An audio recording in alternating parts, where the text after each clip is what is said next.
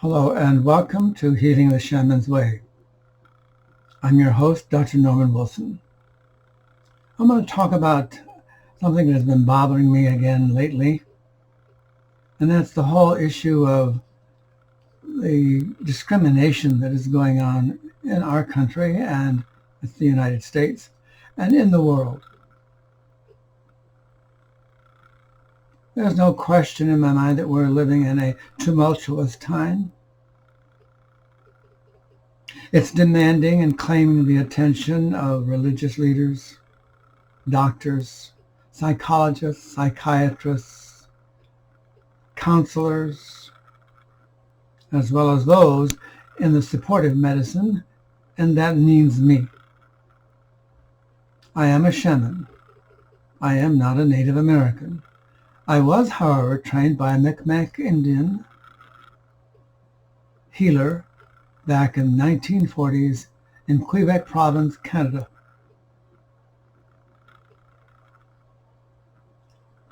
As a healer, I'm interested not only in the physical body, but also the mental and emotional aspects of the human being. Now, by the mental processes, I mean all of those things that go on in the brain that allow it to function. Proper oxygen, blood supply, synapses firing correctly, etc. And by emotion, I mean our feelings. How is it that we really feel? There is, again, as I said, no question that we're living in a very difficult time. Tumultuous is a good word to describe it. COVID-19, economic and political unrest, violent and destructive protests, and just plain nasty malice is the daily retinue that we receive on the evening news and on the internet. We are experiencing daily shootings and stabbings and murders. An increase in the sex trade of young children, spousal abuse. There's an increase in drug use and its consequence of overdosing. There's a national distrust of our police and a blatant misrepresentation of factual information on the internet and in the news. All of this providing a daily fodder for the building of the unrest sweeping across our country and around the world. Massive discrimination is rampant. Now, providing incendiary fuel for this hate-based discrimination are many factors. Among the most influential, of course, is color and one's sexual orientation. But there are more subtle discriminatory factors, such as one's job, one's position in a company where he or she works, whether he or she is a professional or quote-unquote laborer, one's political beliefs, your physical appearance, whether you're overweight, underweight, you got a big butt, big boobs, or none of the above, being bald, or lots of hair, having children or being childless, being married or unmarried, in a relationship or not in a relationship, male or female, and of course, your religious beliefs. And every religion in the world claims it is the one religion, and that in itself creates discrimination. With some 200 Christian churches in the United States and 45,000 in the world, we still have not experienced a decline in the hate, the proliferation of the disregard for our fellow human beings, a decline of jealousy, or a decline in discrimination of any form. Unfortunately, it's more blatant than ever. And it's been more blatant than that generated by the infamous crusades of the 11th century and the 100 Years' War.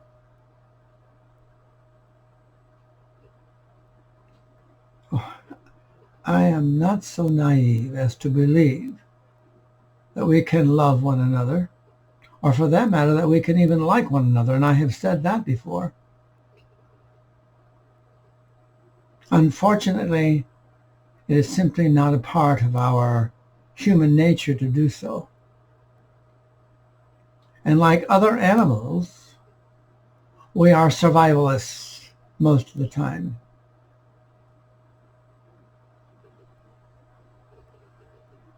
Current behavior suggests a pleasure-bound selfishness, and to hell with the rest of the world, as long as I get what I want and do what I want to do when I want to do it.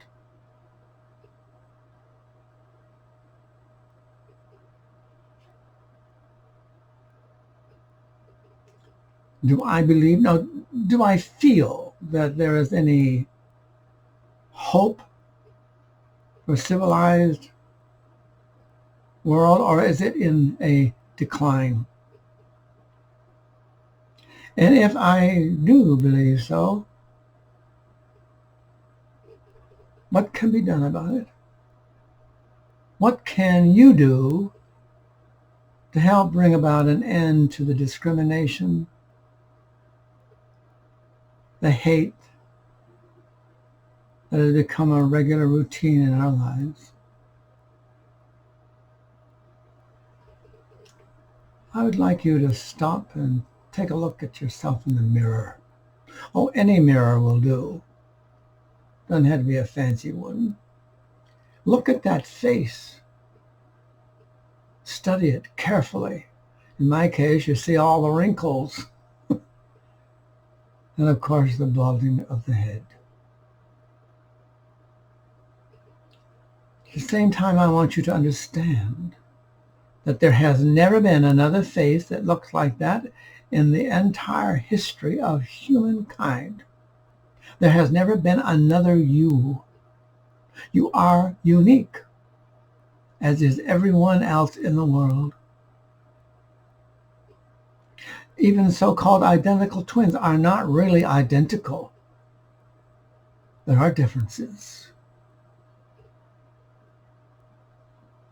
I want you to take this knowledge that you are wonderfully unique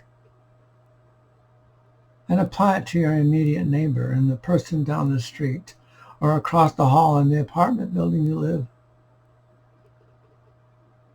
Apply it to the person at the local coffee shop,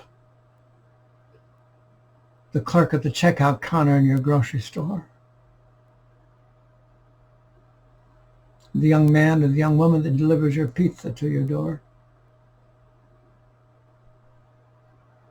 And remind yourself again, each time that you see these people, that there never has been another person exactly like that one in all the populations of the world forever since the beginning of time.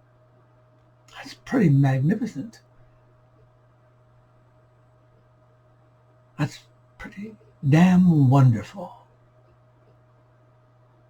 And why can't we accept that wonderfulness?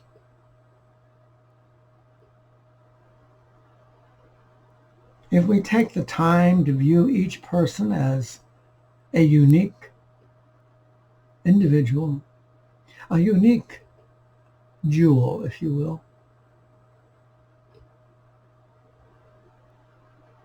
then we won't have time to discriminate, to belittle, to hate, to make fun of, or to mock. As the late Louis Armstrong used to sing, "It's a wonderful world." And oh, it would be, wouldn't it? If we could just Thank you for listening. This has been Healing the Shaman's Way.